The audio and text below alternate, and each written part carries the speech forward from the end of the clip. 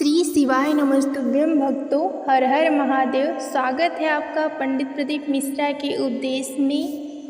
आज मैं आपको बताने जा रही हूँ सावन से जुड़े कुछ मुख्य उपाय और यह सावन कितने सालों बाद आया है उसके बारे में।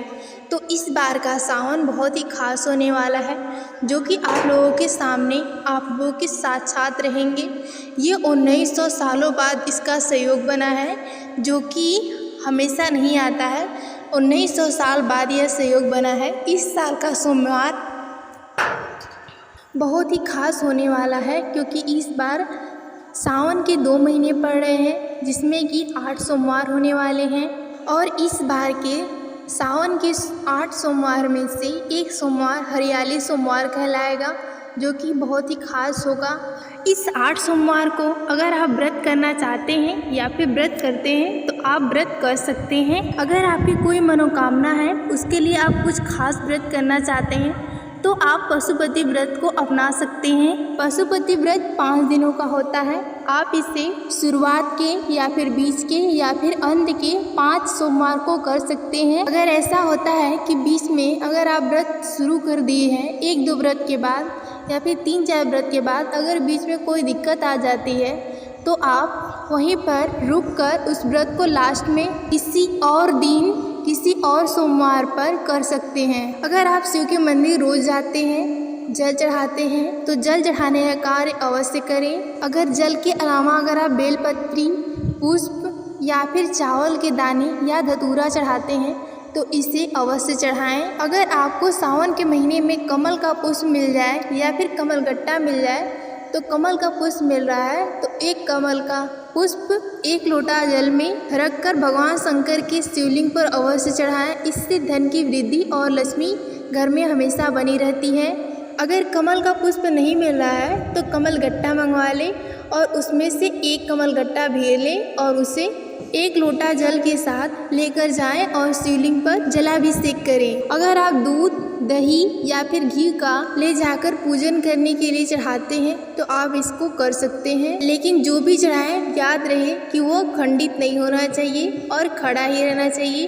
अगर आप चावल चढ़ाते हैं तो अपने हाथों की मदद से चावल की धान में से निकालें और उसे 11 चावल या 21 चावल के दाने को लेकर शिव के शिवलिंग पर चढ़ाएं। इससे आपके बीच में होने वाली सारी दिक्कतें, रुकावटें टल जाती हैं। अगर आपका कोई कार्य बहुत लंबे समय से रुक रहा है, बंद हो गया है या फिर नहीं चल रहा है, बहुत देर से अटका हुआ है, उसे जल्द शुरू करना चाहते हैं, या फिर कहीं घर और बन रहा है या फिर कोई कार्य रुक गया है, तो वैसे कार्य को पूर्ति करने के लिए आप धतूरा को चढ़ाएं।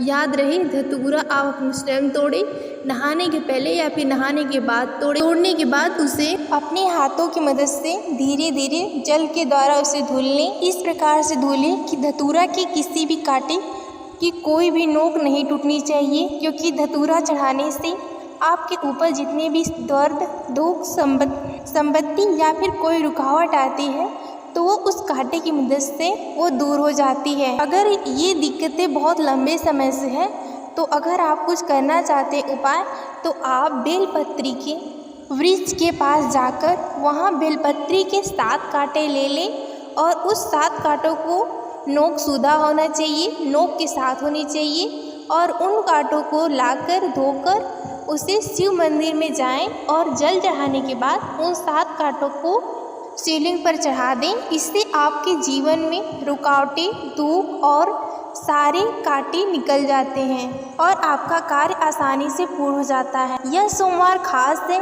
तो इस सोमवार को जरूर करें और कोशिश करें कि सावन के पहले सोमवार को यह उपाय अवश्य अपनाएं। यह सोमवार 1900 साल बाद लगा है और यह सोमवार 2 माह का सोमवार है। इसमें 8 सोमवार है, तो ये शुरुआती सोमवार बहुत ही खास है।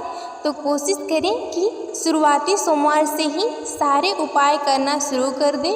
अगर आपको वीडियो पसंद आए तो लाइक, शेयर और सब्सक्राइब करना ना भूलें। अगर आपके साथ साथ कोई और भी इन सारी समस्याओं से जूझ रहा हो, तो उस तक यह वीडियो अवश्य पहुँचाएँ। श्री शिवाय नमस्तुभ्यम। हर हर